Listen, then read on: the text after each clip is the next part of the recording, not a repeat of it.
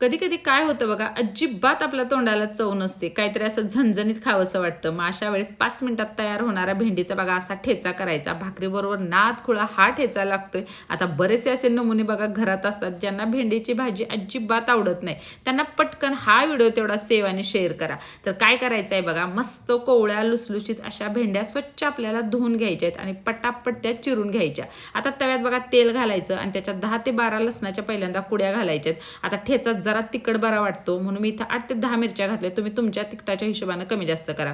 जरा हे परतून घ्यायचं. त्याच्यानंतर त्याच्यात बघा शेंगदाणे घालायचे आणि चांगलं हे भाजून घ्यायचं आहे. आता याच्या चिरलेल्या भेंड्या आहेत की नाही त्या घालायच्या. भेंडीचा चिकटपणा जाईपर्यंत आपल्याला बघा हे परतून घ्यायचं आहे. आता याच्या चमचाभर जिरं आणि चवीपुरतं मीठ घालायचं आहे. थोडीशी कोथिंबीर घालायची आणि चांगलं हे फडफडीत होईपर्यंत आपल्याला बघा भाजून घ्यायचं आहे. आणि थंड झालं की तव्यातच असं वरवंट्यानं बघा ठेचून घ्यायचं आहे. एखादा ग्लास किंवा तांब्या जरी घेतलात की नाही ठेचायला तरी चालते. मस्त झणझणीत असा बघा भेंडीचा ठेचा तयार झालाय. भाकरी बरोबर ताव मारायचा. नक्की करून बघा आणि सबस्क्राईब पण करा बरं का.